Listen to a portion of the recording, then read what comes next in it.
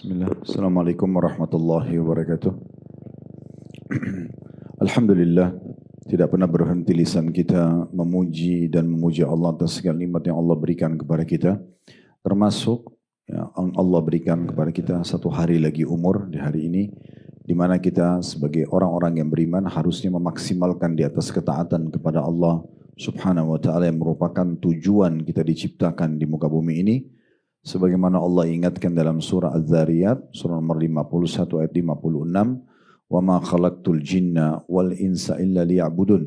Aku tidak ciptakan jin dan manusia kecuali untuk beribadah kepadaku.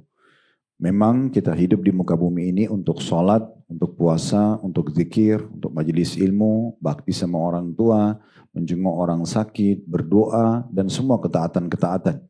Serta juga kita harus menjauhi semua pelanggaran. Dari menggunjing, memfitnah, mencuri, membunuh, berzina, dan segala macam larangan-larangan dalam agama. Sementara makan, minum, tidur, berolahraga, ngobrol sama teman-teman ataupun kerabat itu adalah pernak-pernik kehidupan. Kita harus kembali kepada tujuan utama kita diciptakan dan pernak-perniknya itu hanya sebagai selingan dalam hidup kita. Dan kalau Allah masih memberikan kesempatan kita, setelah ketaatan, sebuah ketaatan kita kerjakan ketaatan yang lainnya, seperti dari sholat ke sholat yang lain, dari puasa ke puasa yang lain, dari zikir kepada zikir yang lain, dan seterusnya, berarti Allah menginginkan kebaikan untuk kita. Dan kita harusnya bersyukur dan mempertahankan itu, sebagaimana Allah sebutkan dalam surah Al-Hijr ayat 99, "Wa'bud rabbaka hatta ya'tiyakal yakin." Sembahlah Tuhanmu sampai datang kepadamu kematian. Kita tidak menyembah Allah dalam musiman atau waktu yang kita pilih-pilih saja. Tetapi waktu yang sudah ditentukan oleh Allah Subhanahu wa ta'ala. Selanjutnya kita panjatkan salam hormat kita kepada utusan Allah Nabi besar Muhammad sallallahu alaihi wa ala alihi wa sahbihi wasallam, sebagaimana Allah telah perintahkan kita untuk mengucapkan salam hormat tersebut. Mungkin ada baiknya sebelum memulai lanjutan pada buku kita Riyadus Shalihin tulis oleh Imam Nawawi rahimahullah, dan insya Allah kita akan masuk di bab ke 195, masih berhubungan dengan masalah solat. Kita kembali memetik hikmah dari Ramadan kemarin. Bapak Ibu sekalian, Allah Subhanahu wa ta'ala tidak menjadikan Ramadan itu adalah musim ibadah yang hanya dikerjakan pada saat itu. Tapi Ramadan adalah bulan pelatihan. Bagaimana kita meningkatkan skill spiritual kita secara keimanan. Kita tingkatkan pendekatan diri kita kepada Allah Subhanahu wa ta'ala dengan mengerjakan ketaatan, meninggalkan larangan. Jadilah sosok muslim yang pada saat Idul Fitri dan suasana sekarang mungkin masih suasana Idul Fitri, yang mengucapkan alhamdulillah karena siap menerapkan ilmu Ramadan. Siap sekarang berpuasa sunnah, siap untuk menghidupkan sholat tahajud, siap untuk selalu membaca Al-Quran, siap selalu berdoa, berzikir, majelis ilmu, dan melakukan ketaatan-ketaatan. Serta juga meninggalkan dosa-dosa. Karena Ramadan sudah melatih kita untuk itu. Kita walaupun memiliki hal-hal yang dihalalkan oleh Allah, seperti makan, minum, begitu juga hubungan interaksi biologi suami istri. Kemarin Ramadan di siang harinya, kita diuji oleh Allah Subhanahu wa ta'ala untuk menahan diri. Dan kita sudah berhasil melakukannya, alhamdulillah.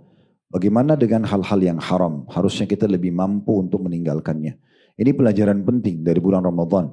Jangan menjadi figur-figur muslim yang justru mengucapkan alhamdulillah setelah Idul Fitri begini, tapi alhamdulillahnya salah tempat.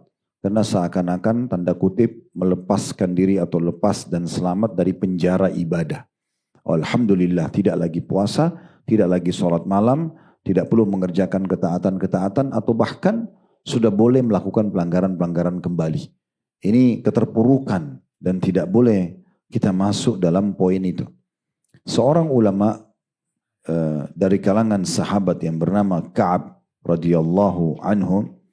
Ka'ab ini sahabat Nabi yang mulia yang mengingatkan kepada kita bagaimana seharusnya seorang muslim bersikap berhubungan dengan masalah Ramadan dan setelah Ramadan. Beliau mengatakan begini, Man sama Ramadhana wa huwa yuhaddithu nafsahu idza aftara min Ramadhan lam ya'sillaha dakhalal jannah bighairi mas'alatin wala hisab. Siapa yang mengerjakan ibadah di bulan Ramadhan dan dia berhasil masih diberikan umur oleh Allah sampai selesai Ramadhan.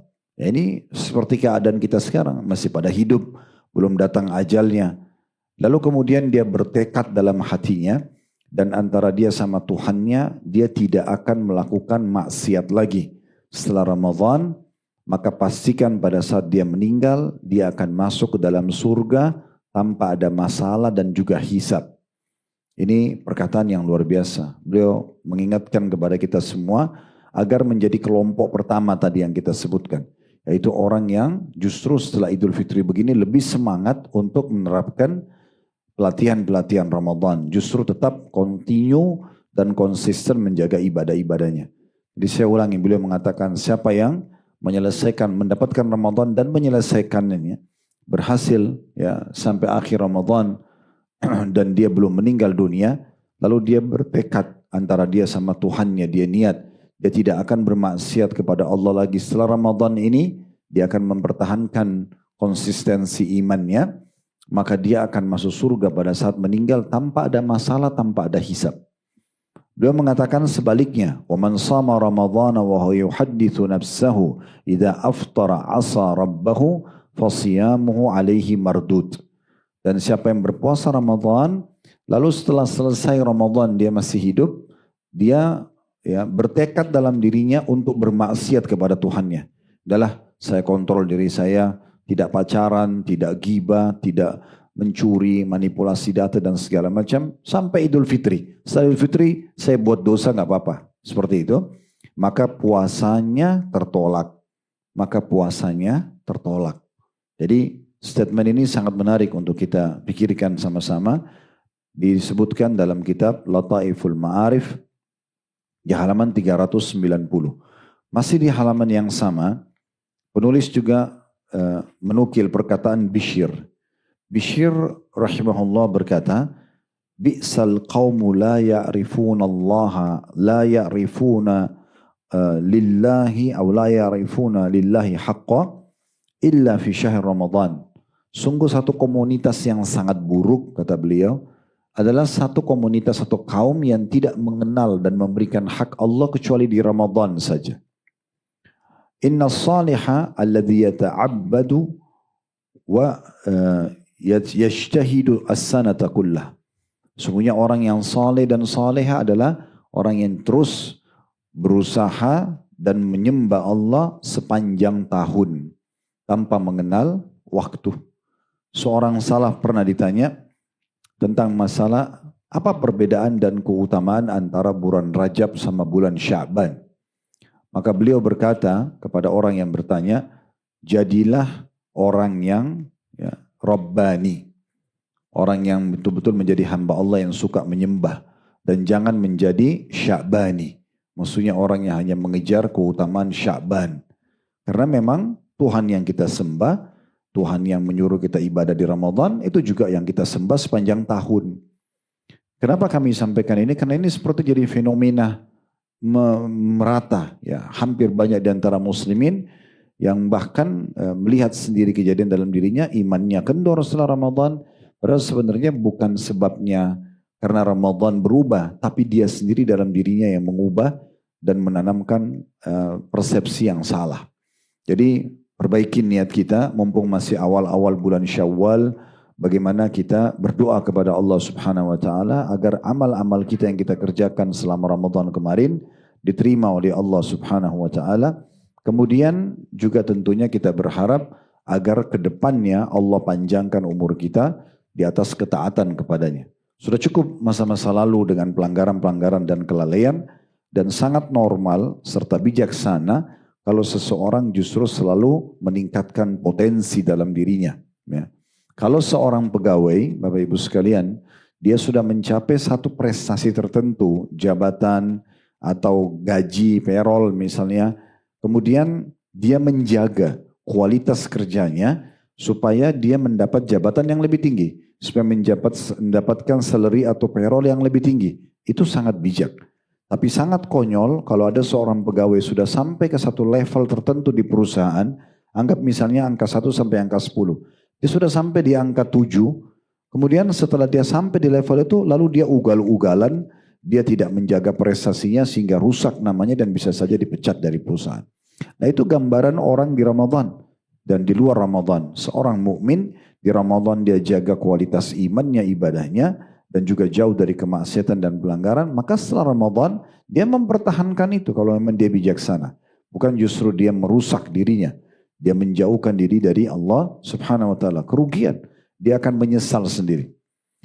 Dan kita tahu juga ya, ada ayat Al-Quran dalam surah Zalzalah tidak asing buat kita. Surah nomor 99 ayat 7 sampai ayat 8. "Wa may ya'mal mithqala dzarratin khairan yarah." Siapa yang berbuat seperti biji sawi dari kebaikan, apapun yang Bapak Ibu lakukan, senyum dengan muslim, sholat sunnah 2 rakaat, beristighfar mungkin 3 kali habis sholat, baca 2-3 ayat Al-Quran, misalnya puasa sunnah, apa saja yang kita kerjakan, sekecil apapun, maka akan diperlihatkan dan diberikan balasannya. Wa may ya'mal mithqala dzarratin syarran yarah.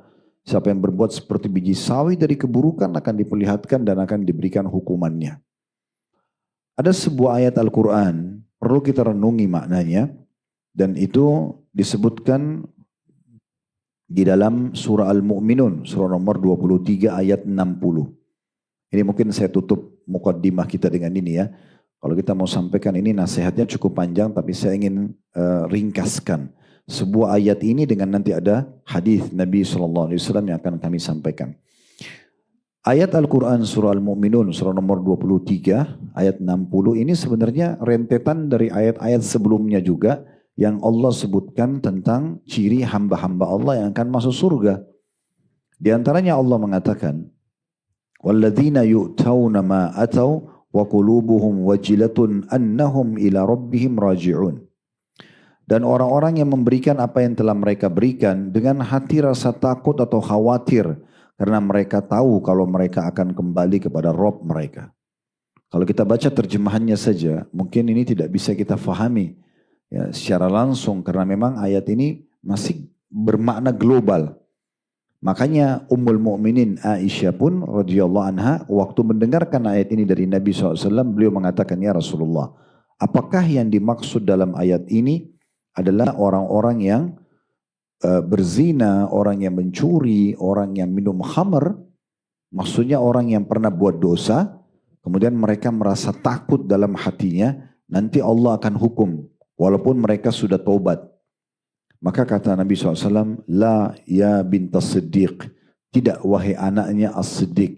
Karena Aisyah anaknya Abu Bakar. Abu Bakar julukannya Abu Bakar As-Siddiq. Nabi bilang, tidak wahai anaknya Siddiq. Sesungguhnya yang dimaksud situ adalah walakinnahumul ladzina yasumuna wa yusallun wa yatasaddaqun wa hum yakhafuna alla yuqbala minhum. Ulaika alladzina yusari'una fil khairati wa hum laha sabiqun. Hadis Hasan diriwayatkan Tirmidzi dan juga Ibnu Majah. Kata Nabi SAW, mereka yang dimaksud dalam ayat tadi, mereka orang-orang yang sudah memberi sesuatu, tapi mereka ikuti dengan rasa takut dalam hati mereka, ya, karena mereka tahu mereka akan kembali kepada Tuhan mereka, adalah orang yang rutin mengerjakan puasa, sholat, sedekah, dan ibadah-ibadah lainnya, sementara dalam hati mereka diikuti rasa khawatir, takut kalau itu belum diterima atau kurang pahalanya. Sehingga akhirnya mereka sibuk terus. Kemarin gitu atau diterima atau enggak ya, dia berdoa. Terus dia kerjakan lagi besok, dia kerjakan lagi lusa sampai ajalnya datang. Ditingkatkan lagi kualitasnya karena diikuti rasa khawatir. Ini diterima enggak sih? Nah seperti itu. Dan juga mereka bahkan berhati-hati sekali jangan sampai justru ibadahnya itu disisipi dengan ria misalnya, ya karena pamer sama orang, ya karena ingin dipuji oleh orang sehingga dia tidak dapat pahalanya, justru jadi dosa buat dia. Nah ini orang ciri seperti ini adalah salah satu dari ciri ahli surga. Kata Nabi SAW, mereka adalah orang-orang yang dianggap berlumba-lumba dalam kebaikan dan mereka orang-orang yang segera mendapatkan balasan dari amalnya. Syekh Sa'di, seorang ahli tafsir, memaknakan Al-Mu'minun ayat 60. Ayat ini membahas orang-orang yang rutin sholat, zakat, haji, dan sedekah, serta amal-amal lain. Namun diikuti dengan hati mereka dipenuhi rasa takut dan khawatir. Jangan sampai amal-amal tersebut tidak diterima oleh Allah, atau bahkan bisa menjadi masalah buat mereka karena terlintas riyaknya, sehingga menjadi hukuman bagi mereka. Dan dengan ini secara otomatis mereka akan terus-menerus menjaga amal-amal solehnya. Sebagai penutup hadis Nabi SAW yang diriwayatkan oleh Bukhari Muslim, inna min ahabbillah atau ahabbul a'mal ila Allah ahabbul a'mal ila Allah taala adwamuha wa in kal. Sesungguhnya amal yang paling Allah cintai adalah amal yang konsisten dikerjakan walaupun sedikit. Misal ada seseorang muslim, dia rutin sholat duha walaupun 2 rakaat saja. 2 rakaat tapi rutin terus. Lebih baik daripada orang yang kerjakan 4 atau 8 rakaat tapi seminggu sekali. Nah, orang yang rutin ini lebih baik. Tentu kalau dia rutin dan banyak itu lebih bagus. Tapi kalau ada orang yang hanya bisa kerjakan sedikit, sholat malam cuma bisa 2 rakaat misalnya sama witir 1. Atau witir 3 rakaat, 5 rakaat saja. Tapi rutin setiap malam lebih baik daripada orang yang sholat 11 rakaat tapi seminggu sekali atau sebulan sekali. Atau bahkan mungkin sebagian orang cuma Ramadan saja, setahun sekali. Nah seperti itulah. Orang yang rutin baca 1 ayat 1 hari Al-Quran lebih baik daripada orang yang baca 1 juz tapi sebulan sekali, seminggu sekali gitu ya. Nah ini berarti menandakan kita bisa punya tahapan dalam beribadah. Yang penting kita rutinkan. Nah kami sama teman-teman dai yang lain hanya bisa mengingatkan seperti ini Bapak Ibu sekalian. Keputusan di tangan Anda. Jangan sampai nanti ajal datang baru menyesal. Coba dulu saya dengar ya Ustadz bilang, coba dulu saya kerjakan. Tapi tidak ada manfaatnya.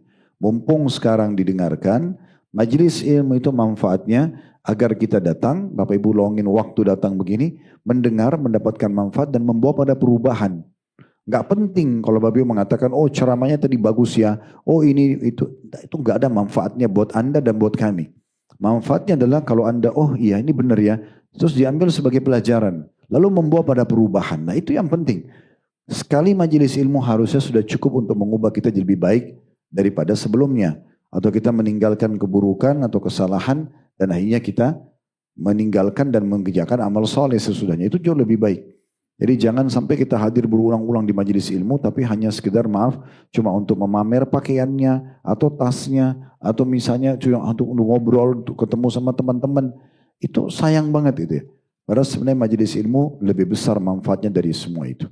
Ini sedikit pembukaan yang kita ingin sampaikan karena momentumnya tepat selepas Idul Fitri supaya kita jadikan Ramadan kemarin pelajaran-pelajaran yang bisa kita ambil dari ketaatan kepada Allah dan meninggalkan dosa sebagai bekal 11 bulan ke depan. Nanti Ramadan akan datang kalau Allah masih kasih kita umur, di-upgrade lagi lebih bagus dari sebelumnya. Kemudian untuk bekal 11 bulan lagi sampai kita bertemu dengan Allah dalam kondisi pahala kita maksimal. Ya, karena kita sudah mengerjakan ketaatan juga maksimal. Baik, kita melanjutkan bedah buku kita Riyadhus Shalihin ditulis oleh Imam Nawawi rahimahullah dan kita masih di sekitar solat tentunya. Di bab yang 195 ini membahas masalah bab keutamaan solat-solat sunnah rawatib yang mengiringi solat fardu. Jadi rawatib sudah diterjemahkan sebenarnya di sini ya, yang solat sunnah yang mengiringi solat fardu. Dan penjelasan tentang yang paling sedikit, paling sempurna dan pertengahan di antara keduanya. Hadis pertama yang kita akan bahas pada kesempatan ini adalah hadis nomor 1104. Dari awal kita belajar tentunya. Berbunyi dari Ummul Mukminin, Ummu Habibah Ramla binti Abu Sufyan radhiyallahu anhuma, beliau berkata, saya mendengarkan Rasulullah sallallahu alaihi wasallam bersabda, "Ma min 'abdin muslimin yusalli lillahi ta'ala kulla yawmin 12 rak'ah tatawwu'an ghaira al-fariidhah illa banallahu lahu baitan fil jannah aw illa bunya lahu baitun fil jannah." Tidak ada seorang hamba muslim yang sholat karena Allah Ta'ala, sholat sunnah sebanyak 12 rakaat selain yang fardu setiap harinya, melainkan Allah akan membangunkan untuknya sebuah rumah di surga, atau melainkan akan dibangunkan untuknya sebuah rumah di surga. Hadits ini tidak berdiri sendiri tentunya, kita akan bacakan sekaligus hadits nomor yang kedua dalam bab kita, urutan 1105, nanti sekalian kita ambil pelajaran-pelajarannya seperti biasa. Hadits ini berbunyi nomor 1105 dari Ibnu Umar radhiyallahu anhuma, dia berkata, "Shallaitu ma'a Rasulillah sallallahu alaihi wasallam rak'ataini qabla adh-dhuhri wa rak'ataini ba'daha wa rak'ataini ba'da al-jum'ah wa rak'ataini ba'da al-maghrib wa rak'ataini ba'da al-isya." Saya sholat bersama Rasulullah SAW 2 rakaat sebelum duhur. Ini berarti 2 rakaat sekarang dan 2 rakaat sesudahnya.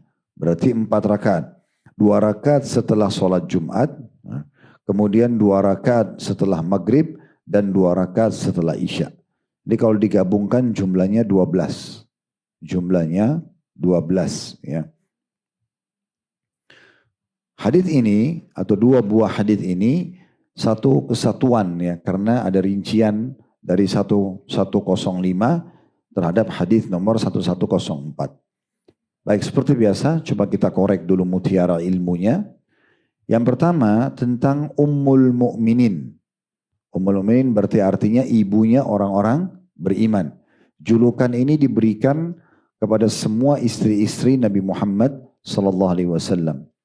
Walaupun umur mereka lebih muda dari seorang sahabat yang hidup di masa itu, tetap dianjurkan yang sudah tua pun dari kalangan sahabat memanggil Ummul Mukminin.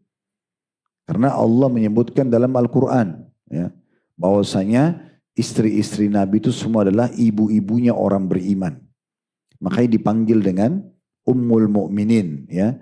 Dan ini termasuk adab kita kepada istri-istri Nabi. Jadi kalau kita mengatakan dari Aisyah, kita bisa mengatakan Ummul Mukminin radhiyallahu anha misalnya. Dari Hafsah juga sama, dari Juwairiyah, dari Sofia, istri-istri Nabi SAW. Kemudian Ummu Habibah, ini julukan beliau, namanya Ramlah. Nah, ini juga nama mungkin jarang orang gunakan. Harusnya nama-nama seperti ini dipilih.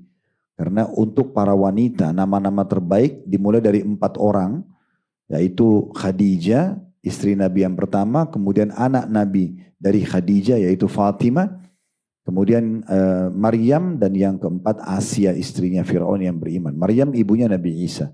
Karena kata Nabi SAW dalam sebuah hadis yang sahih,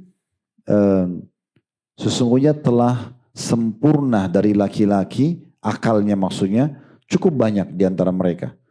Dan sempurna dari wanita 4 orang ini. Maksudnya sangat dewasa, sangat bijaksana. Dalam riwayat lain, sesungguhnya 4 wanita ini adalah pemimpin para wanita di surga. Khadijah dan anaknya Fatimah, ini istri dan anak Nabi. Kemudian Maryam ibunya Isa, dan Asia istrinya Fir'aun yang meninggal dibunuh oleh Fir'aun dalam keadaan iman. Dalam keadaan iman. Nah setelah itu datang nama-nama istri-istri Nabi. Aisyah, Hafsah, Sofia, Juwairiyah, gitu kan?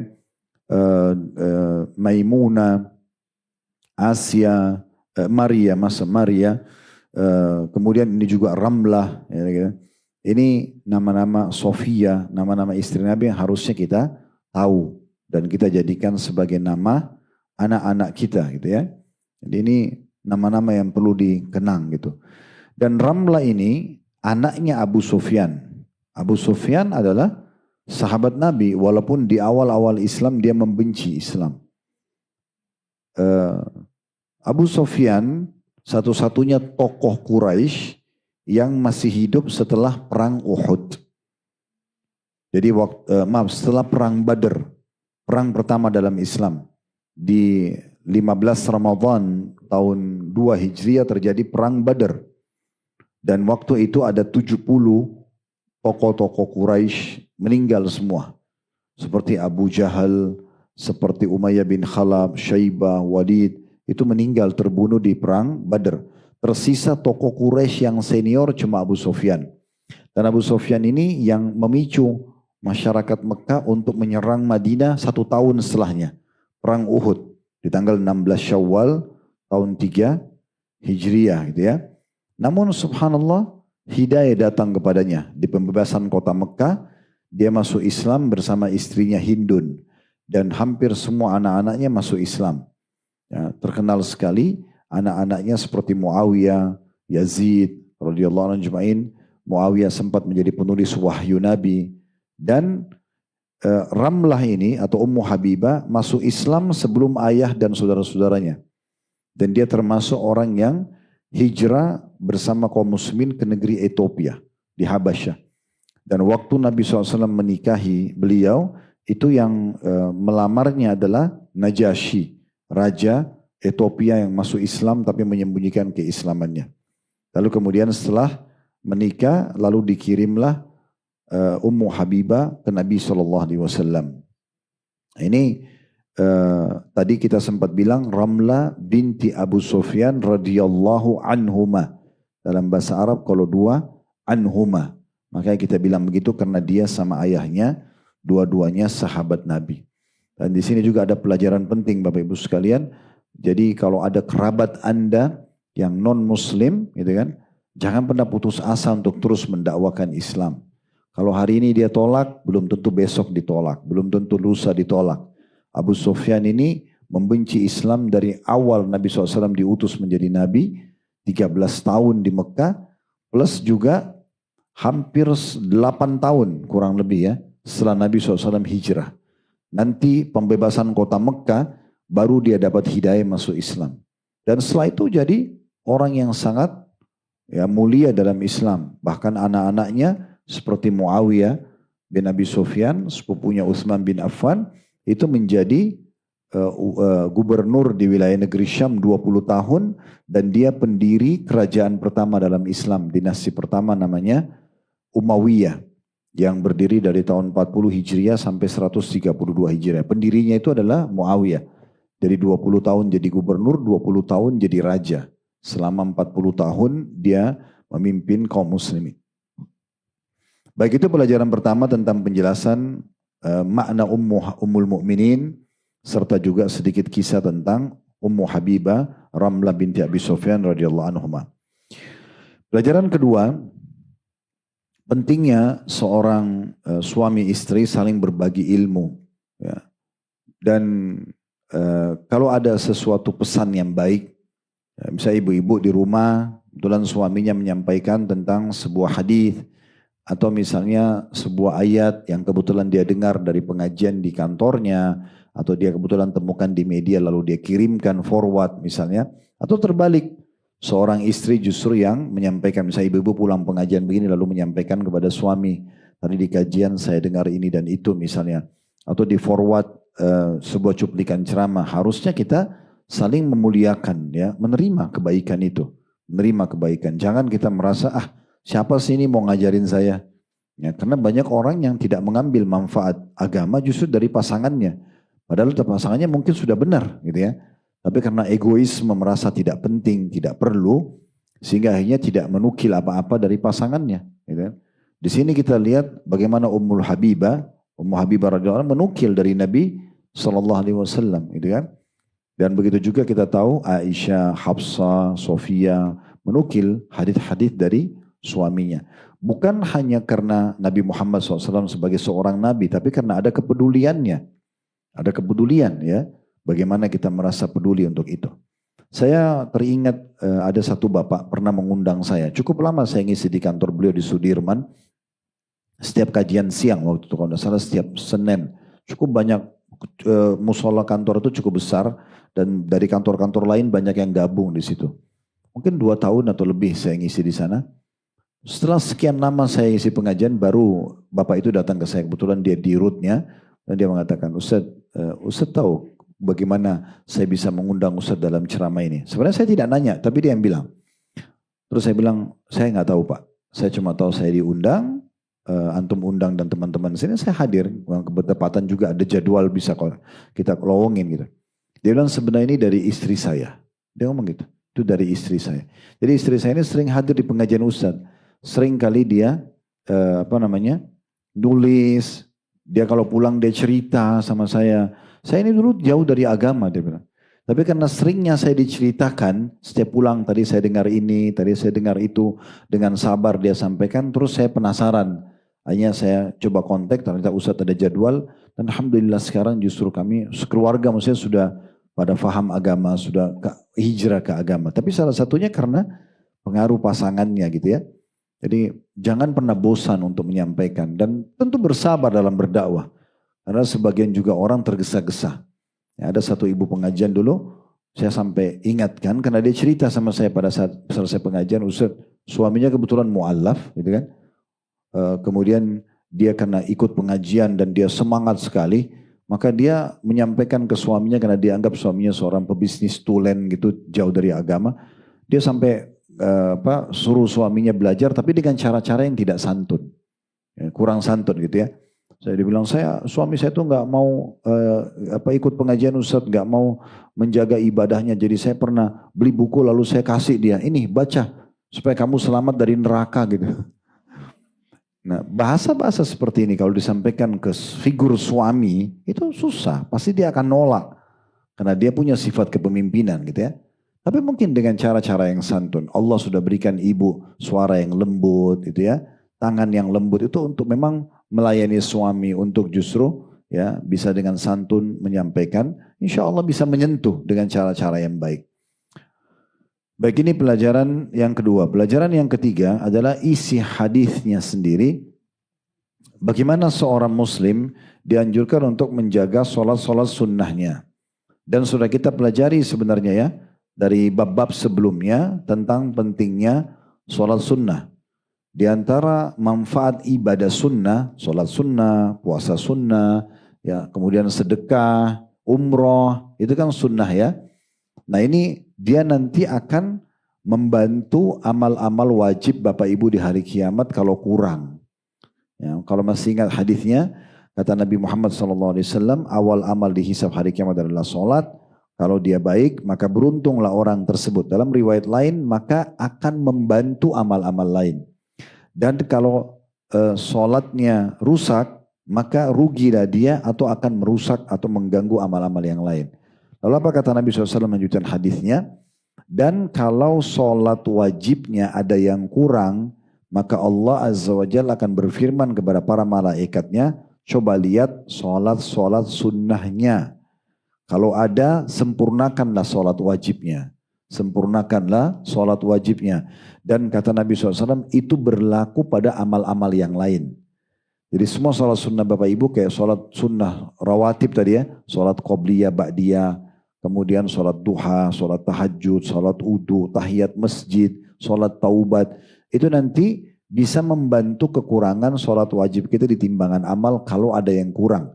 Mungkin Bapak Ibu lupa wudu, mungkin lupa bacaannya, mungkin lupa rakaatnya, ada yang kurang-kurang. Maka itu dibantu dengan amal-amal sunnahnya gitu ya. Terus kalau ada yang bertanya, kalau misalnya sholat saya sudah sempurna Ustadz yang wajib, ya udah amal sunnahnya menambah derajatnya nanti di surga karena menambah nilai poin atau pahalanya gitu ya. Dan begitu juga dengan puasa sunnah, Senin, Kamis, Ayyamul Bid, sekarang ada bulan Syawal, 6 hari bulan Syawal misalnya. Semua itu akan membantu kalau ada kekurangan puasa Ramadan. Begitu juga dengan sedekah akan menyempurnakan kekurangan zakat. Begitu juga dengan umroh akan menyempurnakan kekurangan haji. Jadi amal-amal sunnah ini manfaatnya sangat besar. Gitu kan. Begitu juga dengan hadis yang lain, amal-amal sunnah ini Bapak Ibu sekalian akan mendatangkan cinta Allah kepada kita. Dan kalau Allah sudah mencintai kita, berarti semua kebutuhan akan dipenuhi dan kita akan dilindungi oleh Allah Subhanahu wa taala. Di dalam hadis yang sahih, ini tidak asing, sudah pernah kita sampaikan hadisnya, saya ingatkan lagi. Tentu Nabi SAW bersabda berhubungan dengan masalah ibadah-ibadah sunnah ini, itu akan sangat bermanfaat bagi kita. Kata beliau, subhanallah saya terlupa hadisnya.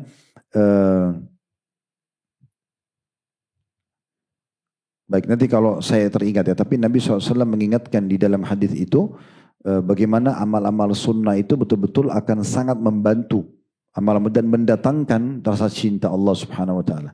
Oh ya, hadisnya begini. Kata Nabi SAW, Allah berfirman, la yazalu abdun yataqarrabu ilayya bin nawafil hatta uhibbu.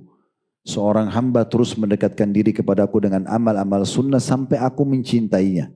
Faida ahbabtuhu, kalau saya sudah mencintai dia, kuntu lahu sam'u alladhi yasma'u bihi, aku akan menjaga pendengaran yang dia gunakan untuk mendengar, wa basara alladhi yubsiru bihi, dan matanya yang dia gunakan untuk melihat, wa yadihu alladhi yabtishu bihi, dan tangannya yang dia gunakan untuk memegang, wa rijlu alladhi yamshi alih, dan kaki yang dia gunakan untuk melangkah. Ya, dalam riwayat lain, kalau dia berdoa kepadaku, aku akan kabulkan, gitu kan? Dan kalau dia punya hajat, aku akan penuhi. Jadi dari hadis ini kita lihat bagaimana manfaatnya ibadah sunnah itu mendatangkan cinta Allah Subhanahu wa taala, dan akhirnya Allah akan mendatangkan perlindungannya kepada kita. Mata, telinga, tangan, kaki tadi semua itu akan dijaga oleh Allah Subhanahu wa taala dari pelanggaran-pelanggaran. Baik, kita masuk sekarang faedah keempat dari hadis, adanya anjuran untuk mengikutkan sholat wajib dengan sholat-sholat sunnah, baik sebelum atau sesudah. Di sini dalam hadis ini disebutkan 12 rakaat. 12 rakaat ini sebenarnya dirincikan nanti ada juga di bab setelahnya ya. Nanti akan kita paparkan hadisnya insya Allah di bab setelahnya. Namun yang paling tepat adalah dia 2 rakaat sebelum subuh. Antara azan dan iqamah subuh, dikenal dengan sunnatul fajr. Kata Nabi SAW, 2 rakaat fajr lebih baik daripada dunia dan seluruh isinya. Ini 2. Kemudian ada 4 rakaat sebelum duhur. Tadi sholat duhur 4 rakaat sebelumnya. Berarti kalau digabung dengan 2 rakaat sebelum subuh sudah 6. Lalu 2 rakaat sesudah duhur, yang kita tadi kerjakan duhur, 2 rakaat sesudahnya, berarti kalau digabung sudah 8. 2 rakaat sesudah maghrib, itu berarti 10, dan 2 rakaat sesudah isya, itu berarti 12. Nah ini pendapat yang paling kuat menyebutkan tentang jumlah 12 rakaat itu. Nah ada yang menyebutkan tentang masalah hadis nomor 1105 tadi. Yang sudah saya bilang, saya bacakan dan ada korelasinya gitu ya. Dan ini kita bisa ambil faedah tambahan dari hadis ini, yaitu keutamaan Ibnu Umar radhiyallahu anhuma, karena beliau yang menukil kepada kita perkataan ini ya. Beliau mengatakan, saya sholat bersama Rasulullah SAW 2 rakaat sebelum duhur, 2 rakaat sesudahnya, 2 rakaat sesudah Jumat, 2 rakaat sesudah maghrib, dan 2 rakaat sesudah isya. Nah ada sebagian pendapat yang mengatakan 12 rakaat adalah hadis ini. Karena jumlahnya juga 12 rakaat. Jumlahnya juga 12 rakaat. Jadi disebutkan sebelum duhur 2, sesudah duhur 2 berarti 4, sesudah Jumat 2 berarti 6, sesudah maghrib 2 berarti 8 ya. 10 di sini berarti. Kemudian sesudah isya 2 rakaat. Di sini 10. Ada pendapat juga yang mengatakan bahwasanya sunnah rawatib adalah 10 rakaat dari hadis ini. Ya, dari hadis ini. Tapi pendapat yang mengatakan 12 rakaat di hadis nomor 1104 itu lebih tepat. Nanti akan kita bacakan di bab setelahnya ya. Nanti di bab setelahnya itu ada keterangan tentang sholat sunnatul fajr. Tadi yang kita sebutkan antara azan dan iqamah itu. Kemudian juga nanti ada keterangan tentang sholat sunnah zuhur di bab nomor 199. Ada sholat sunnah asar, ada sholat sunnah sebelum dan sesudah maghrib, dan ada sholat sunnah sebelum dan sesudah isya. Dan ada sholat sunnah Jumat, itu dari bab-bab atau bab-bab yang akan kita bahas setelah ini nanti. Ya. Baik, kita kembali kepada hadis kita dulu. Saya ulangi, jadi dari hadis nomor 1104, pelajarannya tadi adanya anjuran menjaga 12 rakaat sebelum sholat wajib ya, dan sesudahnya. Kemudian di hadis nomor 1105 itu ada pendapat yang mengatakan Ya, ini juga termasuk dalam sunnah rawatib, tapi jumlahnya hanya 10 disebutkan. Hanya 10 rakaat. Terakhir faedahnya yang bisa kita ambil dari nomor hadis 1104, berarti faedah yang keberapa? Yang kelima ya? Yang kelima atau keenam? Yang kelima. Bahwasanya balasan menjaga sholat sunnah rawatib, 12 rakaat yang sudah kita sebutkan tadi, akan mendapatkan istanah di surga. Tentu di sini terjemahan rumah itu lebih sederhana, harusnya dia memang istana. Karena memang di surga itu semuanya sudah istana, bangunan yang besar, bangunan yang mewah. Ya, karena tempat-tempat di surga itu kalau kita lihat dalam surah Ar-Rahman, surah Al-Waqi'ah, memang digambarkan istana yang sangat mewah, sangat besar dan banyak sekali hadis-hadis Nabi SAW yang menjelaskan tentang kemewahan surga itu sendiri. Baik, kita masuk hadis 1106 ya. Karena 1105 tadi sudah sempat kita singgung ya. Hadits nomor 1106 berbunyi dari Abdullah bin Mughaffar radhiyallahu anhu, beliau berkata Rasulullah SAW bersabda, baina kulli adhanaini shalah, baina kullu adhanaini shalah, baina kullu adhanaini shalah, qala fi thalithati liman sya'. Kata Nabi SAW, di antara setiap dua azan, maksudnya antara azan dan iqamah, ada sholat sunnah.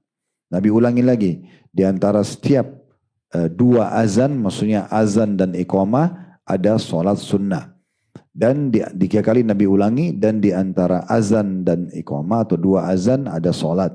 Lalu beliau bersabda setelah menyebutkan tiga kali, bagi yang menghendakinya.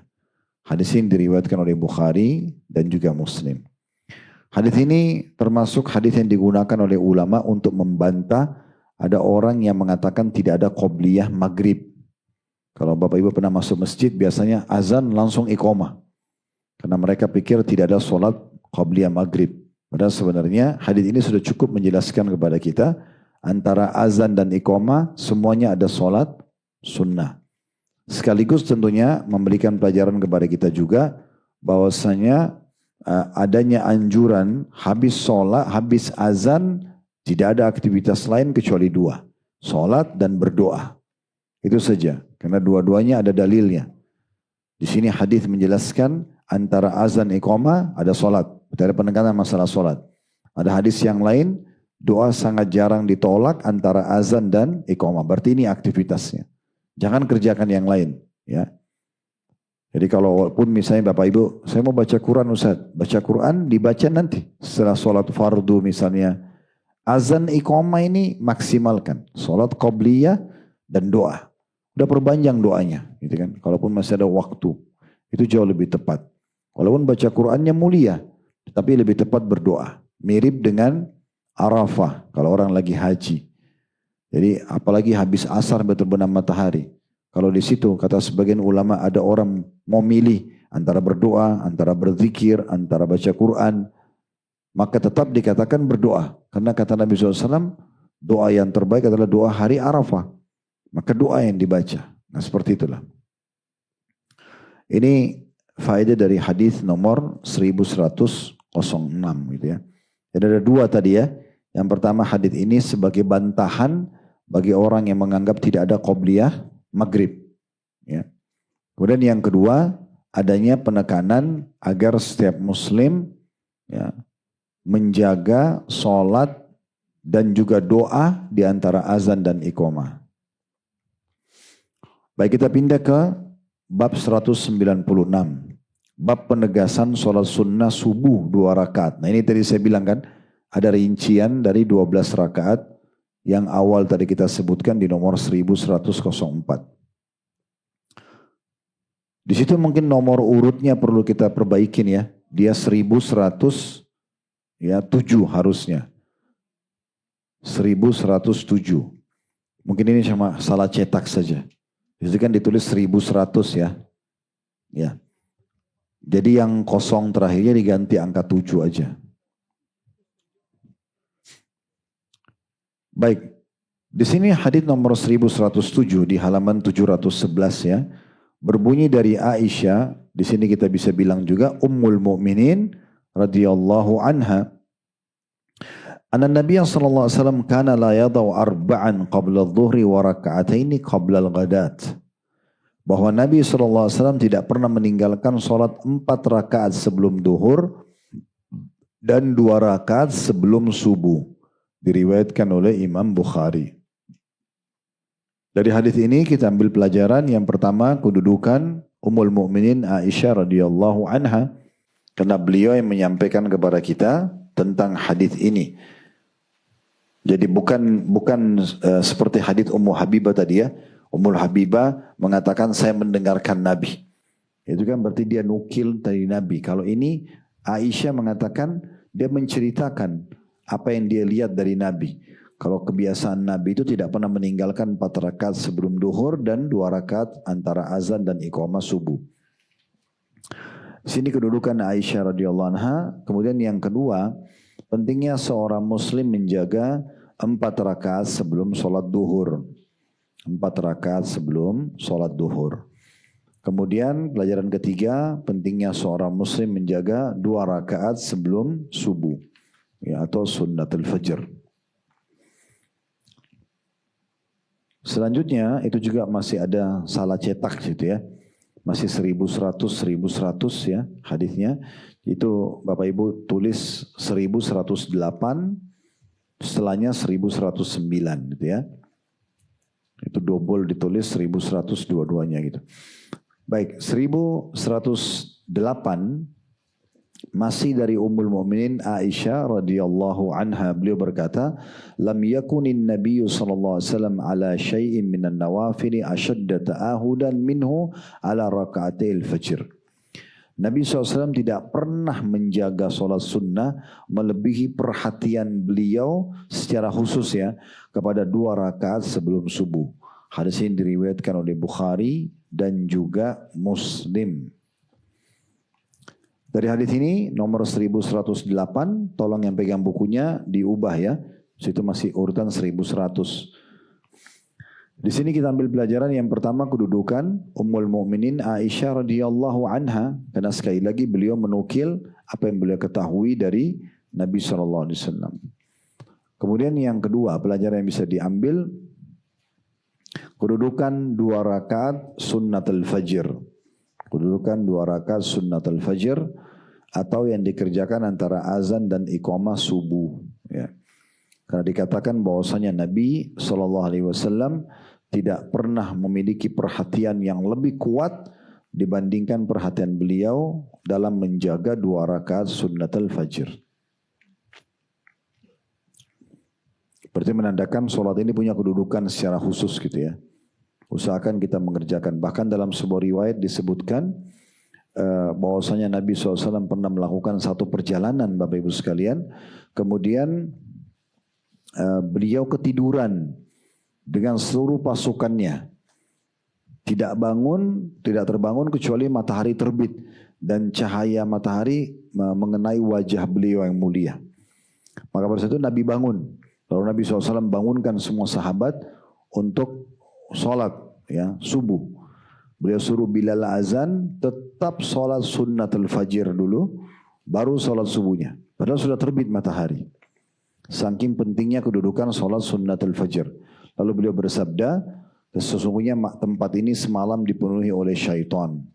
Sehingga akhirnya tertidur, dia tidak bangun gitu. Ya seperti itulah. Tapi kita sedang membahas kedudukan sholat sunnah al-fajr. Hadis nomor 1109 ini menjelaskan tentang keutamaan sholat sunnatul fajr. 2 riwayat sekaligus di satu nomor urut. Masih dari Ummul Mukminin Aisyah radhiyallahu anha, dari Nabi SAW beliau bersabda, "Raka'atal fajr khairu minad dunya wa ma fiha." 2 rakaat sebelum subuh lebih baik daripada dunia dan seluruh isinya. Hadis riwayat Muslim. Dalam riwayat lain, "Lahuma ahabbu ilayya minad dunya jami'a." Sungguh kedua rakaat ini lebih aku sukai daripada dunia semuanya. Dari hadis ini kita ambil pelajaran kedudukan sholat sunnatul fajr. Ya.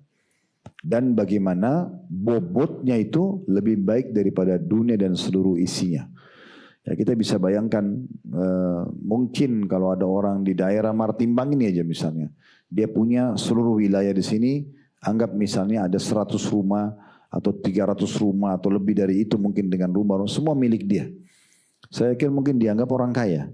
Atau orang kalau memiliki di seluruh wilayah Jakarta Pusat misalnya dengan Kebayoran, Lama, Baru dan seterusnya semua dimiliki, semua pusat punya dia. Itu saya yakin orang itu sangat kaya gitu ya. Punya semua wilayah itu punya dia. Bagaimana kalau dia memiliki 5 wilayah Jakarta ini punya dia semua. Ya timur, ya barat, ya utara, ya selatan, ya semua pusat semua punya dia. Saya yakin sudah disepakati orang itu kaya kalau seluruh punya dia. Setiap bidang tanya punya dia, semuanya punya dia di situ. Itu baru kita bicara lingkup di Jakarta. Belum kita bicara kalau Jabodetabek, belum kita bicara kalau Jawa Barat, belum kita bicara kalau seluruh Jawa, belum kita bicara kalau seluruh Indonesia, belum kita bicara kalau Asia Tenggara, belum kita bicara kalau seluruh Asia. Kalau kita melangkah lagi dengan benua Australia, kemudian Afrika, kemudian Amerika, kemudian Eropa, semua milik dia. 2 rakaat fajar yang Bapak Ibu kerjakan cuma 2 menit sampai 3 menit, di hari kiamat nanti kalau kita dikasih pahalanya lebih mahal dan lebih besar daripada dunia semua ini. Apa ini kita, karena besarnya balasan yang didapatkan. Makanya Nabi SAW sangat menjaga dan berhati-hati sekali jangan sampai ketinggalan. Ya, karena ada sebagian orang salah paham itu. Dia pikir karena dia telat bangun sudah terbit matahari, dia nggak sholat sunnah. Dia langsung sholat subuh. Padahal sebenarnya sholat sunnah fajar tetap dikerjakan walaupun sudah terbit matahari. Ya, jadi memang harus tetap dikerjakan itu ya, walaupun dia sunnah. Itu dicontohkan oleh Nabi SAW. Tentu kita tidak seharusnya seorang muslim dan muslimah tidak menganggap remeh masalah ini. Jangan berarti boleh dong. Yang diambil adalah boleh orang sholat setelah terbit matahari. Bukan itu. Kalau sampai orang kebablasan bukan dia sengaja tertidur subhanallah dengan capek atau memang syaitan membuat tertutup kupingnya tidak mendengarkan azan, tetap dia kerjakan sholat sunnatul fajr. Karena orang yang lewat subuh dia tidak dengar azan itu kupingnya dikencingi oleh syaitan. Begitu kata Nabi SAW waktu ditanya oleh beberapa sahabat, bagaimana pendapat anda dengan orang yang tertidur pada saat sholat subuh? Kata Nabi SAW, itu adalah orang-orang yang kupingnya dikencingi oleh syaitan. Maka sebelum tidur wudu, berzikir, balik sisi kanan, berdoa sama Allah. Insya Allah biar kita tidur cuma 1 jam, itu bisa bangun. Allah buat kita mendengarnya gitu ya. Tapi kalau orang tidur dalam kondisi lalai, tidak ada zikrullah, tidak ngikutin sunnah Nabi balik sisi kanan, tidak juga wudu, maka ini kemungkinan bisa terlewatkan bagi dia. Dan kita tahu hadis Nabi SAW, siapa yang sholat subuh, ya dalam riwayat lain berjamaah, maka dia berada di bawah lindungan Allah sampai tentu besok lagi ya. Dan kata Nabi SAW, jangan seseorang dari kalian terlepas dari lindungan Allah. Baik, hadis terakhir dalam bab kita, ini sudah benar urutannya 1110. Ya. Dari Abu Abdullah ya, Bilal bin Rabah radhiyallahu anhu muadzin Rasulullah sallallahu alaihi wasallam annahu ata Rasulullah sallallahu alaihi wasallam liyu'dzinahu bi salatil ghadat. فشغلت عائشة بلالا بأمر سألته عنه حتى أصبح جدا فقال بلال فآذنه بالصلاة وتابع آذانه فلم يخرج رسول الله صلى الله عليه وسلم فلما خرج صلى بالناس فأخبره أن عائشة شغلته بأمر سألته عنه حتى أصبح جدا وأنه أبطأ عليه بالخروج فقال يعني النبي صلى الله عليه وسلم إني كنت ركعت ركعتي الفجر فقال يا رسول الله إنك أصبحت جدا فقال لو أصبحت أكثر مما أصبحت لركعتهما وأحسنتهما وأجملتهما. Bahwasanya Bilal, muadzin Nabi SAW, mendatangi Rasulullah SAW untuk memberitahukan beliau tentang sholat subuh. Namun ternyata Aisyah menyibukkan Bilal dengan sesuatu yang dia tanyakan kepada Bilal hingga subuh terlihat terang. Kemudian Bilal berdiri memberitahukan beliau tentang sholat subuh dan mengulangi pemberitahuannya. Tetapi Rasulullah SAW tidak langsung keluar Ketika beliau keluar, beliau mengimami orang-orang sholat. Lalu Bilal memberitahukan Nabi SAW bahwa Aisyah telah menyibukkannya dengan sesuatu yang dia tanyakan kepadanya hingga subuh terlihat terang. Dan beliau agak terlambat keluar. Maka beliau, maksudnya Nabi SAW bersabda, sesungguhnya aku tadi sholat 2 rakaat fajar. Lalu Bilal bertanya, wahai Rasulullah, Anda melakukannya padahal subuh sudah terlihat terang. Maka beliau sallallahu alaihi wasallam mengatakan, seandainya waktu subuh terlihat lebih terang dari ini, niscaya aku akan tetap sholat 2 rakaat fajar. Aku akan membaguskan dan melakukannya sebaik-baiknya. Hadis ini diriwayatkan Abu Daud dengan sanad hasan. Hadis ini memberikan pelajaran kepada kita yang pertama, kedudukan Bilal radhiyallahu anhu, dan salah satu adab yang baik kalau kita menyebutkan profesinya. Di sini dikatakan muazzin Nabi SAW, karena memang beliau Nabi pilih khusus menjadi muazzin. Dan itu ada syarat-syarat jadi muazzin ya. Dia harus tahu waktu sholat, suaranya juga harus indah. Jadi waktu awal-awal Bapak Ibu sekalian hijrah Nabi SAW ke Madinah, dan waktu itu belum ada azan. Masih orang cuma melihat waktu. Ya, seperti subuh kalau sudah mulai terlihat masuk subuh, langit ada cahaya lebih terang dari yang gelap. Biasanya kalau malam gulita, maka orang sholat itu kan, dipanggil untuk datang sholat. Duhur, asar mereka dari waktu. Nah, sampai Nabi SAW mengatakan, coba carilah sesuatu yang bisa dipakai untuk memanggil sholat kalian. Maka ada sahabat yang sempat berpikir mau cari trompet seperti trompetnya orang Yahudi di Madinah, supaya panggil orang sholat. Ada juga sahabat yang mau mencari lonceng seperti loncengnya orang-orang Nasrani gitu ya. Sampai akhirnya ada satu sahabat namanya Abdullah, dia tidur, kemudian dia mimpi, dalam mimpi dia lihat ada seseorang membawa lonceng, lalu dia bilang dalam mimpi, tapi dalam mimpi nggak bisa diatur ya, cuma dia langsung bilang, bisa nggak kamu jual lonceng itu kepada saya? Lalu orang yang dalam mimpi itu mengatakan, untuk apa lonceng itu? Dia bilang untuk memanggil sholat kami. Maka orang itu mengajarkan Abdullah sambil mengatakan, mau enggak saya tunjukkan kepadamu sesuatu yang lebih baik daripada lonceng ini. Lalu diajarkanlah lafaz azan. Nah, itu dalam beberapa penjelasan ulama itu adalah malaikat yang datang mengajarkan kepada Abdullah dalam mimpinya. Yang jelas dia terbangun lalu dia melapor kepada Nabi SAW, ya Rasulullah saya mimpi begini. Kata Nabi SAW, sungguh mimpi yang baik. Tapi Nabi bilang, ajarkan lafaz azan itu kepada Bilal, karena Bilal lebih indah suaranya dari kamu. Jadi syaratnya harus muazzin itu suaranya bagus, manggil orang gitu ya, untuk panggil sholat. Nah seperti itulah. Itu pelajaran pertama tentang Bilal radhiyallahu anhu. Pelajaran kedua, pentingnya ya seorang istri justru mendukung suami dalam kegiatan-kegiatan ibadah.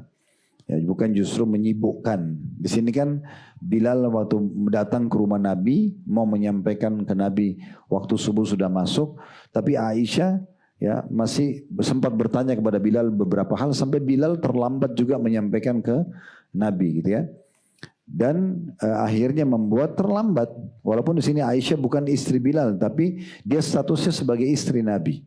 Dan muazzin datang untuk mengingatkan Nabi SAW, kalau subuh sudah masuk ya Rasulullah, imami kami gitu ya. Tapi karena tadi Bilal tersibukkan dengan pertanyaan beberapa Aisyah, dan akhirnya dia telat menyampaikan kepada Nabi, dan langit sudah sedikit terang. Sementara perlu diketahui juga karena Nabi SAW adalah imam resmi di masjid beliau. Beliau selalu jadi imam, karena memang beliau seorang Nabi, pasti jadi imam, dan juga beliau jadi pemimpin negara di saat itu, maka beliau jadi imam. Nah, kalau azan itu adalah haknya muazzin, haknya muazzin. Waktu sholat masuk, muazzin azan tidak perlu ada yang suruh lagi. Itu memang tugas dia. Tapi iqamah sholat itu haknya imam. Iqamah sholat haknya imam. Muazzin nggak boleh iqamah sampai imamnya datang. Itu hukum syar'inya, ya. Kecuali misalnya sudah disepakati, misalnya imamnya bilang, nanti pakai jam digital, kita sekarang ada jam digital. Nanti kalau sudah lewat 10 menit, saya nggak datang, nggak apa-apa diganti imam lain. Nah, oke boleh. Kalau enggak jangan iqamah. Itu dicontohkan oleh Nabi SAW. Makanya sahabat walaupun matahari sudah mulai agak terang, Bilal tidak iqamah sampai Nabi datang. Dan di saat Nabi SAW datang, ya, Nabi kerjakan sholat sunnatul fajr. Makanya Bilal setelah selesai Nabi salam tanya, ya Rasulullah, Anda masih kerjakan sholat sunnah ini sementara sudah terang. Kata Nabi SAW, kalau langit lebih terang lagi dari ini, berarti menandakan belum terbit maksimal matahari ya waktu itu. Kalau langit lebih terang lagi dari ini, maksudnya sudah terbit maksimal matahari, tetap saya akan memperindah dan mengerjakan sholat sunnatul fajr ini. Ya. Pelajaran yang ketiga, kedudukan sholat sunnatul fajr dan dianjurkan tetap dikerjakan, ya, walaupun dianggap waktunya kepepet, gitu ya, walaupun dianggap waktunya kepepet, itu. Ini termasuk bagian yang harus diperhatikan. Walaupun matahari sudah mulai terbit atau tadi sudah kita jelaskan ya. Kita akan masuk ke bab 197. Namun ini hampir semua hadisnya akan saya bacakan secara bersamaan. Ada beberapa hadis dari nomor 1111, 1112 sampai 1116. Kenapa kita baca secara bersamaan nanti, maksudnya sekaligus? Karena memang ini semua menjelaskan tentang sholat sunnatul fajr. Sehingga kita tutup bahasan kita dengan bab ini tentunya ya. Bab 197 meringankan 2 rakaat fajr. Penjelasan tentang apa yang dibaca pada keduanya dan penjelasan waktunya. Berarti khusus bab ini tentang sholat sunnatul fajr. Hadis nomor 1111 berbunyi dari Aisyah radhiyallahu anha anna Rasulullah sallallahu alaihi wasallam kana yusalli rak'ataini khafifataini bainan nida'i wal iqamati min salati subhi. Bahwa Rasulullah SAW selalu sholat 2 rakaat ringan antara azan dan iqamah dari sholat subuh. Hadis ini diriwayatkan oleh Bukhari Muslim. Muttafaqun alaih itu Bapak Ibu artinya Bukhari Muslim. Dalam satu riwayat milik mereka berdua, maksudnya milik Bukhari dan Muslim, yusalli raka'atail fajr fayukhaffifuhuma hatta aqul hal qara'a fihima bi ummil Qur'an. Beliau sallallahu alaihi wasallam mengerjakan 2 rakaat fajr, beliau meringankan keduanya hingga saya sempat berkata, apakah beliau sempat membaca Al-Fatihah pada keduanya? Dalam riwayat Muslim, karena yusalli raka'atail fajr idza sami'a al-adzan wa yukhaffifuhuma. Bahwasanya Nabi SAW segera mengerjakan salat sunnatul fajr atau 2 rakaat salat fajr setelah mendengar azan dan meringankan keduanya. Dalam riwayat lain, idza tala'al fajr, apabila telah terbit fajar. Riwayat ini ya, juga dikuatkan dengan riwayat nomor 1112, mirip-mirip soalnya. Dari Hafsah radhiyallahu anha ummul mukminin juga, anna Rasulullah sallallahu alaihi wasallam kana idza adzana al-muadzinu lis-subhi wa bada as-subhu shalla rak'ataini khafifatain. Bahwa Rasulullah SAW apabila muazzin telah mengumandangkan azan subuh dan subuh telah nampak, beliau salat 2 rakaat ringan. Riwayatkan oleh Bukhari Muslim. Dalam riwayat Imam Muslim, karena Rasulullah SAW idza tala'a al-fajru la yusalli illa rak'ataini khafifatain. Apabila telah terbit fajar, Rasulullah SAW tidak salat melainkan 2 rakaat ringan. Ya. Kalau kita mau ambil pelajaran dulu dari 2 buah hadis ini bisa juga ya. Pelajaran yang bisa kita ambil yang pertama tentu dari hadis nomor 1111, kedudukan Ummul Mukminin Aisyah radhiyallahu anha. Dan dari hadis nomor 1112 itu adalah kedudukan Ummul Mukminin Hafsah radhiyallahu anha. Karena dua-duanya menukil dari Nabi SAW atau apa yang mereka tahu tentang Nabi SAW. Pelajaran yang ketiga yang bisa diambil, pelajaran pertama kedudukan Aisyah radhiyallahu anha, yang kedua kedudukan Hafsah radhiyallahu anha. Yang kedua, bagaimana kedudukan sholat sunnatul fajr dan bagaimana Nabi SAW sangat peduli dalam mengerjakan 2 rakaat solat ini. Dan solat ini dikerjakan antara azan dan iqamah. Ini sekaligus membantah pernyataan sebagian orang kalau solat sunnatul fajr dikerjakan sebelum azan subuh. Semua riwayat ini menyebutkan Nabi kerjakan setelah azan, gitu kan. Pelajaran ketiga, pentingnya seseorang muslim juga meringankan solat sunnatul fajrnya. Meringankan di sini bukan berarti juga menganggap remeh dan tidak memberikan haknya. Tetap harus jaga kekhusyuan, konsentrasi gerakannya, ya, kemudian juga bacaannya. Cuma memang yang dimaksud dengan ringan nanti dijelaskan di hadis-hadis setelahnya, bahwasanya rakaat pertama membaca setelah Al-Fatihah Al-Kafirun dan rakaat kedua setelah Al-Fatihah Al-Ikhlas. Makanya dianggap ringan. Ya, ringannya itu karena pendek juga bacaan ini. Nah, ini pelajaran yang bisa diambil dari dua buah hadis 111 dan 112. 113-nya dari Ibnu Umar radhiyallahu anhu, beliau berkata, karena Rasulullah SAW yusalli minal laili mathna mathna wa yutir bi rak'atin min akhiril lail wa yusalli rak'ataini qabla salatil ghadati wa ka'annal adhan bi udhunaihi. Rasulullah SAW salat malam 2 rakaat dan berwitir dengan 1 rakaat di akhir malam, dan sholat 2 rakaat sebelum sholat subuh, seolah-olah azan masih ada di kedua telinga beliau. Diriwayatkan oleh Bukhari dan juga Muslim. Dari sini langsung aja kita ambil pelajaran. Yang pertama, kedudukan Abdullah bin Umar radhiyallahu anhuma. Abdullah dan Umar dua-duanya sahabat, kita bilang radhiyallahu anhuma. Kemudian yang kedua, pelajarannya bisa diambil tentang sifat sholat malamnya Nabi. Jadi yang rutin Nabi kerjakan adalah 2 rakaat salam, 2 rakaat salam, 2 rakaat salam, terus begitu sampai 2 rakaat pertama witir. Lalu beliau tutup dengan 1 rakaat witir. Jadi 2, 8 tambah witir 2 lagi berarti 10, tambah 1 rakaat witir, setelah itu jadi 11.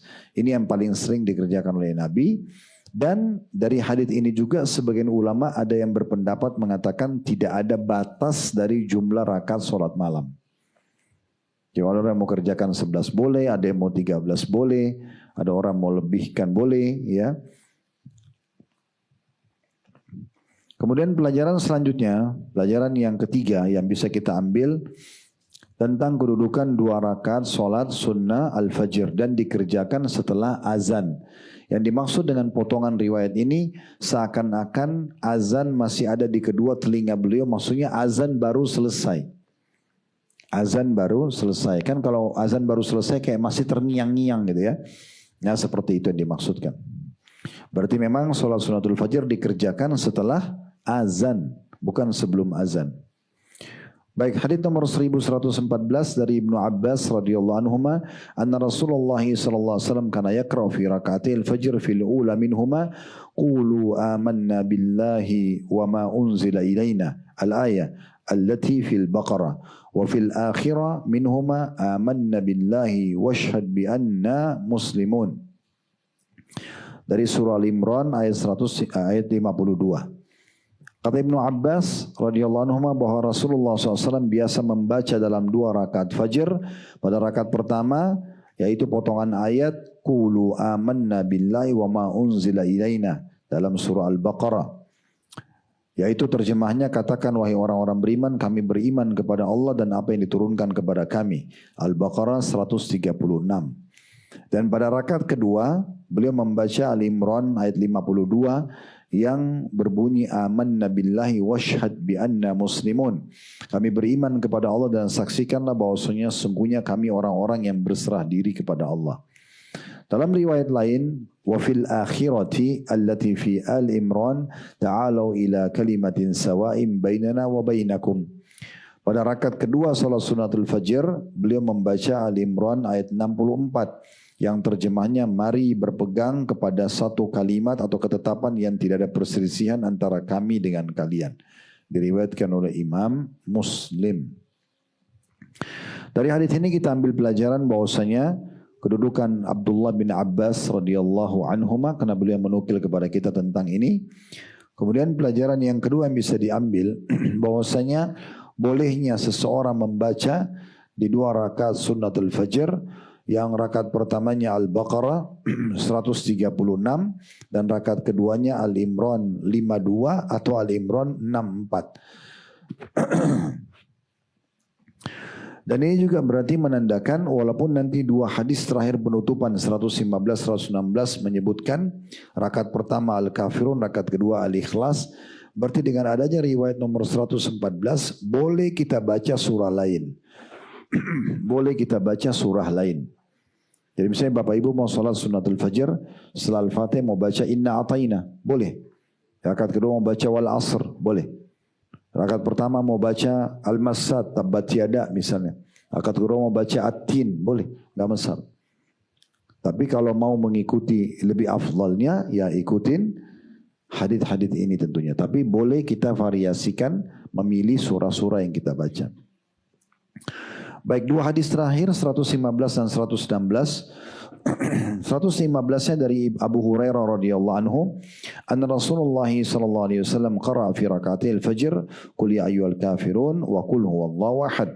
Bahwa dalam 2 rakaat fajr Rasulullah SAW membaca qul ya ayyuhal kafirun, surah Al-Kafirun, dan qul huwallahu ahad, surah Al-Ikhlas, diriwayatkan oleh Imam Muslim. Riwayat nomor 1116 ini mirip dengan di atas, cuma beda lafaz dari Ibnu Umar radhiyallahu anhu. Beliau berkata, di sini dikatakan ramaktu Nabiya sallallahu alaihi wasallam syahra fakana yaqra fi rak'atai qabla al-fajr qul ya ayyuhal kafirun wa qul huwallahu ahad. Saya memperhatikan Nabi SAW selama sebulan penuh. Ternyata dalam 2 rakaat sebelum subuh beliau membaca di rakaat pertama Qul ya ayyuhal kafirun, surah Al-Kafirun, dan rakaat kedua Qul huwallahu ahad atau surah Al-Ikhlas. Diriwayatkan Tirmidzi dan beliau mengatakan hadis ini adalah hadis yang hasan. Dari 2 riwayat ini 1115-1116, pelajaran pertama kedudukan Abu Hurairah radhiyallahu anhu, karena di sini di nomor 1115 yang menukil kepada kita Abu Hurairah radhiyallahu anhu. Pelajaran kedua dari nomor 1116 kita gabungkan ya, yaitu kedudukan Ibnu Umar radhiyallahu anhuma, karena beliau menceritakan juga kepada kita kronologis hadis ini. Pelajaran ketiga dari hadis nomor 1115 dulu, bahwasanya Nabi SAW yang membaca di 2 rakaat fajr, rakaat pertama Al-Kafirun, rakaat kedua Al-Ikhlas. Pelajaran keempat, pentingnya dari hadis nomor 116, pentingnya seorang muslim belajar bukan hanya dari teori penyampaian. Misalnya ada guru menyampaikan kepada Bapak Ibu begini dan begitu misalnya. Tetapi juga kita belajar dari sikap, perilaku. Ya, para ulama-ulama kita itu kadang-kadang mereka melakukan hal-hal yang mungkin kita tidak tahu secara teori, tapi mereka mengerjakannya gitu ya. Makanya di dalam riwayat nomor 1116 Ibnu Umar mengatakan, saya memperhatikan Nabi selama 1 bulan, ternyata Nabi memang membaca dalam sunnatul fajr itu Al-Kafirun sama Al-Ikhlas gitu ya. Jadi kalau kita baca di sini sikap Abdullah bin Umar radhiyallahu anhu, bukan beliau dengar dari Nabi, tapi beliau lihat apa yang Nabi kerjakan. Nah seperti itulah. Allahu a'lam. Ini bahasan kita insyaallah. Kedepannya kita akan masuk di bab baru, bab nomor 198 tentang disunnahkannya berbaring setelah 2 rakaat fajr di atas sisi badan sebelah kanan. Ini nanti akan ada bahasan walaupun masih berhubungan dengan sholat sunnah al-fajr.